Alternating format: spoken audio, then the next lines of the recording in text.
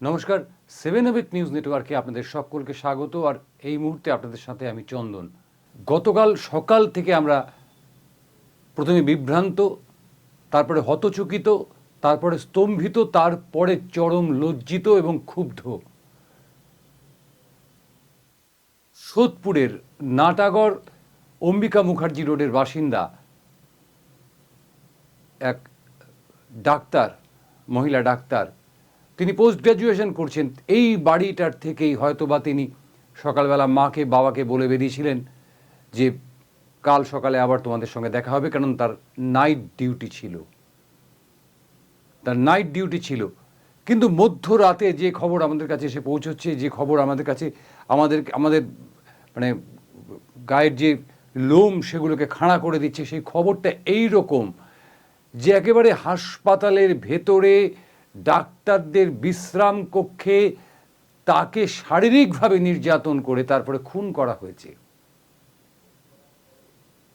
খবর ছড়িয়ে পড়তেই প্রথমে তার বাড়িতে আমরা পরিবার সূত্রে যে খবরটা পেয়েছি, তার বাড়িতে ফোন করে জানানো হয় 10:30টার সময় যে সেই ছাত্রটি নাকি আত্মহত্যা করেছে, সেই চিকিৎসক নাকি আত্মহত্যা করেছে। বাড়ির লোক সাথে সাথে হাসপাতালে পৌঁছন এবং তাদের যে বয়ান, আমরা শুরুতেই তার বাবা কি বলছেন, অর্থাৎ শেখর দেবনাথ, শেখরবাবু তিনি কি বলছেন, আমরা প্রথমেই তার বাবার কথাটা শুনব।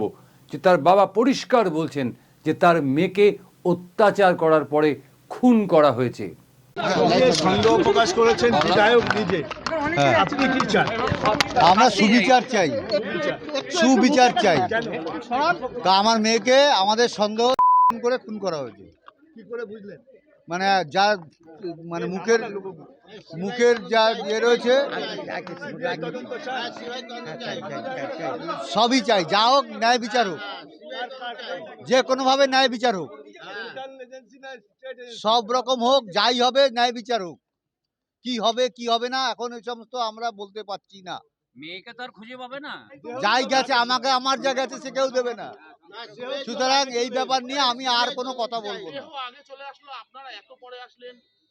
সেটা তখন পুলিশ খুব বাজে ব্যবহার করেছে, আমাদের গাড়িটাকে মেরে আবার গাড়িটা মানে ঠেলে আমাদের গাড়ি পার করছে। কেন সে পুলিশ জানে, আমি কি করে জানবো বলুন? জাস্টিস তো অবশ্যই চাই। এই ঘটনার নিন্দা করবার কোনো ভাষা নেই আমাদের কাছে, কারণ আমরা ভুলে যাই। আমাদের ভুলে যাওয়াটা বোধহয় আমাদের একটা অভ্যাসে পরিণত হয়েছে। কদিন আগেই আমরা উত্তাল হয়েছিলাম, প্রতিবাদে সামিল হয়েছিলাম স্বপ্নদ্বীপের মৃত্যুর ঘটনায়। সেদিন স্বপ্নদ্বীপের নাম উচ্চারণ করাটা আমাদের কাছে নিষিদ্ধ ছিল। আজ স্বপ্নদ্বীপের স্বপ্ন যেমন নিভে গেল আরও একটি কি মানে আমি যাকে তরুণী বলবো, তরুণী চিকিৎসকের স্বপ্ন। এই সমাজ ব্যবস্থার মধ্যে দাঁড়িয়ে বারংবার একই ঘটনা ঘটবে, বারংবার সেই সিবিআই নাটক হবে, সিআইডি নাটক হবে, সিট নাটক হবে, তারপর কিছু উলুখাগড়াকে ধরে নিয়ে গিয়ে জেলে পোড়া হবে, তারপরে দীর্ঘদিন পরে তাদের একটা শাস্তির ঘোষণা হবে এবং তারপরে তার থেকে আরেকটা কোর্ট, আর তারপরে আরেকটা কোর্ট। এই সমস্ত করার পরে যে ফলাফল বেরিয়ে আসবে বিচার ব্যবস্থার, ততদিন বোধহয় এই শেখরবাবু বা ধরুন রত্না দেবী, তারা নিরাশ হতে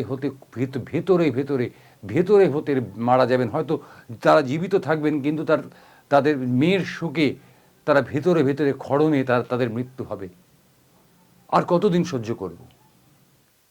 আজ সকাল হতে না হতেই তার বাড়িতে রাজনৈতিক নেতাদের ভিড় লেগে গেল। সৌগত রায় এলেন, সাংসদ, বিধায়ক হিসেবে এলেন শোভনদেব চট্টোপাধ্যায়। কার আসার কথা ছিল ওনার বাড়িতে? পুলিশের আসার কথা ছিল, তদন্ত চলছে, তদন্তের স্বার্থে শেষ মুহূর্ত পর্যন্ত মেয়ের সঙ্গে তাদের কি কথা হয়েছে আমরা যতদূর জানতে পেরেছি, তাদের ওই মেয়েটির সঙ্গে যারা পড়াশুনো করতো তাদের মধ্যে অনেকেই এই পরিবারের সদস্যের মতন, বন্ধুর মতন। তারা কি জানে, তারা কি শোনে, পুলিশ তাদের বাড়িতে এসে, এদের বাড়িতে এসে তার বাবা মাকে জিজ্ঞাসাবাদ করতে পারতো যে আপনারা শেষ পর্যন্ত কি জেনেছেন, বিভিন্ন তার বন্ধুদের সঙ্গে আলোচনা করে কি জেনেছেন।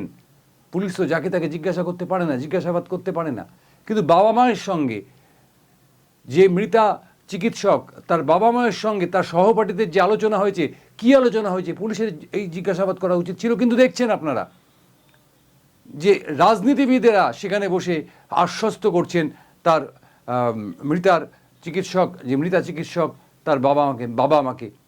তাদের হাতে কি কোনো শাস্তি দেওয়ার ক্ষমতা আছে? এটা আমাদের ভারতবর্ষ, এটা আমাদের পশ্চিমবঙ্গ, এটা কি আমাদের মেনে চলতে হয়? আমি জানি না যে এরপরে আরও অন্যান্য রাজনৈতিক দলের নেতারা তার বাড়িতে যাবেন কিনা, সমবেদনা জানাবেন কিনা। তবে সৌগত রায় সাংসদ হিসেবে তার বাড়িতে গেছেন, সমবেদনা জানিয়েছেন। তিনি বলেছেন যে গতকাল রাতেও তিনি হাসপাতালে গেছিলেন এবং সব শেষে তিনি বলেছেন যে যা সিদ্ধান্ত নিয়েছেন মুখ্যমন্ত্রী, এবং মুখ্যমন্ত্রীর নাকি এই ক্ষেত্রে সিবিআই তদন্ত হলেও কোনো আপত্তি নেই। এবং তিনি পরিষ্কার জানিয়েছেন যিনি ধরা পড়েছেন এই ঘটনায়, যাকে ধরা হয়েছে, তিনি নাকি একজন সিভিক ভলেন্টিয়ার। এর চাইতে লজ্জার আর কিছু হতে পারে না। আমরা শুনবো সৌগত রায় কি বলছেন। মমতা বন্দ্যোপাধ্যায় ইতিমধ্যে বলেছেন সর্বোচ্চ শাস্তির কথা, প্রয়োজনে ফাঁসির আবেদন করেছেন।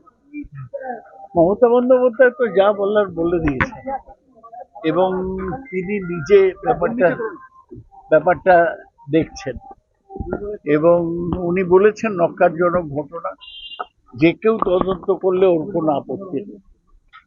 এখন কলকাতা পুলিশ তো বলছে একজন অপরাধীকে ধরেছে, তার থেকে প্রমাণ পেয়েছে। আমি কমিশনারের সাথেও কথা বললাম, ওরা যা প্রমাণ পেয়েছে, তবে পুলিশ বলছে আরো কেউ জড়িত থাকতে পারে। সেই তো আমাদের একটাই ব্যাপারে, পরিবার আমাদের খুব সকলে পরিচিত, এবং এর হয়েছে, আমাদের তো সান্ত্বনা দেওয়ার কোনো ভাষা নেই। ওরা বলছে যে আমার মেয়ে তো গেছে, এখন দোষীদের শাস্তি হোক, আমরাও তাই চাইছি। এই জঘন্য ঘটনা সরকারি হাসপাতালে এরকম একটা নক্কারজনক ঘটনা, প্রশ্ন হচ্ছে নিরাপত্তা নিয়ে। নিশ্চয়ই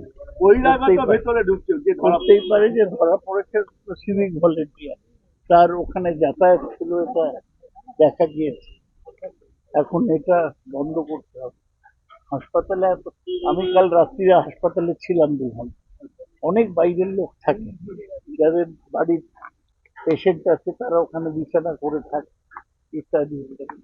কিভাবে সেটা নিয়ন্ত্রণ করবে, সেটা হাসপাতাল কর্তৃপক্ষের ডিসিশন নিতে হবে।